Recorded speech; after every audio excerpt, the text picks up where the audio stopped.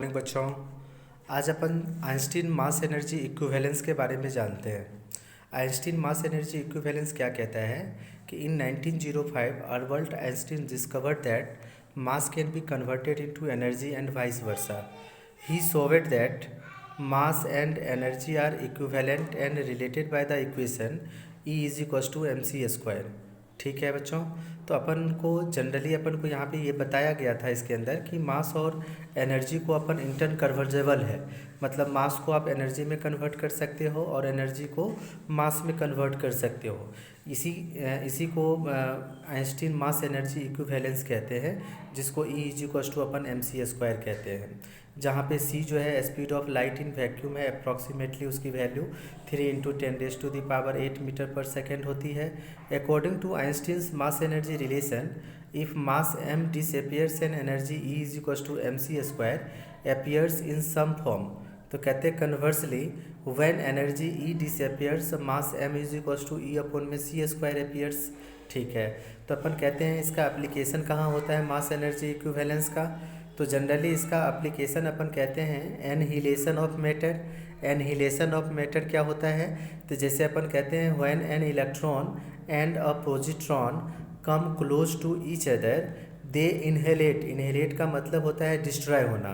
ठीक है, तो कहते हैं such other forming two gamma rays, जिसको अपन इलेक्ट्रोमैग्नेटिक रेडिएशन कहते हैं, of total energy is given bye Einstein's mass energy relationship. एक दूसरा एप्लीकेशन होता है पेयर प्रोडक्शन।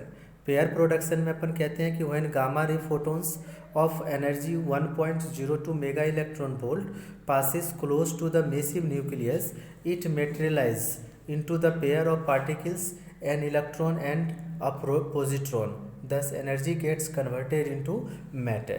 ठीक है, तीसरे नंबर एप्लीकेशन कहते हैं energy generation in sun and stars. उसमें भी इसी का यूज होता है, तो अपन कहते हैं the energy generated in sun and stars is due to the conversion of mass into energy. वहाँ मास का ही कन्वर्जन होता है एनर्जी में, उसी से अपन को मिलता है। ठीक है बच्चों, नाउ अपन अब नेक्स्ट सेक्शन जो है वो है पावर। पावर अपन किसको कहते हैं, तो कहते हैं power is defined as the rate of doing work, है ना, या capability of doing work, capacity of doing work, इसको अपन पावर कहते हैं। तो कहते हैं of an object does W is in time, T time है, when its average power is given by average power is equal to W में T कर देंगे। तो अपन कहते हैं कि the shorter is the time taken by a person और a machine is performing a particular task, the larger is the power of that person और मशीन। ठीक है, अब अपन कहते हैं कि power is a scalar quantity because it is the ratio of two scalar quantities work and time. अब इसका डायमेंशन है पावर का, तो अपन यहाँ से पावर का वर्क डन अपॉन में टाइम कर देंगे, तो ये अपना हो जाएगा mL/T-3। Unit of power generally upon what में मेजरमेंट करते हैं, और एक वॉट जो होता है 1 जूल पर सेकेंड के बराबर होता है। इसका बिगर यूनिट जो है किलो वॉट में या HP में कहते हैं, हॉर्स पावर में। तो 1 किलो वाट जो होता है 1000 वाट के बराबर होता है, जिसको 10⁻³ भी लिख सकते हो। और 1 HP हॉर्स पावर जो होता है वो 746 वाट के बराबर होता है। ठीक है, तो ये भी बच्चों आप लोगों को याद रखना है। जितनी भी मशीन होती है ना, बड़ी बड़ी हैवी व्हीकल्स, वो सारे मशीन का पावर जो है वो हॉर्स पावर में ही होता है। ठीक है, वो HP में निकाला जाता है। ठीक है, अब अपन को एक टर्म आ गया instantaneous power.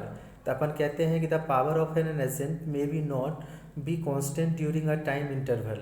The instantaneous power is defined as the limiting value of average power as the time interval approaches to zero। ठीक है, तो अब कहते हैं if ΔW is work is done in a small time interval ΔT, तो यही अपना P is equal to limit ΔT tends to 0, तो यही ΔW अपॉन में ΔT जो है dW अपॉन में dt में चेंज हो जाता है, जिसको अपन first order of differential equation के फॉर्म में लिखते हैं। तो यहाँ से अपन P इज इक्वल टू जो नॉर्मली आपको dW अपॉन में dt ध्यान में रखना है। ठीक है, अब कहता है कि power as a dot product. Dot product कहने का मतलब क्या है कि पावर तो अपन स्केलर क्वांटिटी है, इसीलिए हम इसका डॉट प्रोडक्ट कहते हैं। तो अपन कहते हैं the work done by the force F for a small displacement d is given by dW is equal to F.dr। अब यहाँ से कहते हैं कि so the instantaneous power can be expressed as तो डी आर अपन में डी टी, तो यहाँ से अपन कह सकते हैं कि पी डी डब्ल्यू अपन में डी टी, तो डब्ल्यू की वैल्यू अपन को डी डब्ल्यू के एफ टी आर है, तो एफ तो कांस्टेंट है, तो डी आर अपन में डी टी, और डी आर अपन में डी टी वेलोसिटी होता है, तो यहाँ से एफ डॉट भी लिख सकते हो। तो अपन कह सकते हैं 10 power of an agent at any instant is equal to the dot product of its force and velocity vectors at that instant. ठीक है बच्चों, तो यहाँ पे इसको किलोवाट में भी मेजरमेंट करते हैं। तो जैसे अपन कहते हैं कि किलोवाट आर है ना, और इसको अपन BO2 ट्रेड के नाम से भी जानते हैं, बोर्ड ऑफ ट्रेड कहते हैं कि unit is commercial unit of electrical energy. जो अपन घरों के अंदर जो इलेक्ट्रिसिटी यूज़ करते हैं वो किलोवाट आर में ही निकाला जाता है, जिसमें अपन कहते हैं कि 1 किलोवाट आर जो है is electrical energy consumed by an appliances of 1000 watt in 1 hour. ठीक है, मतलब 1 घंटे में 1000 वाट को वो कंज्यूम करेगा।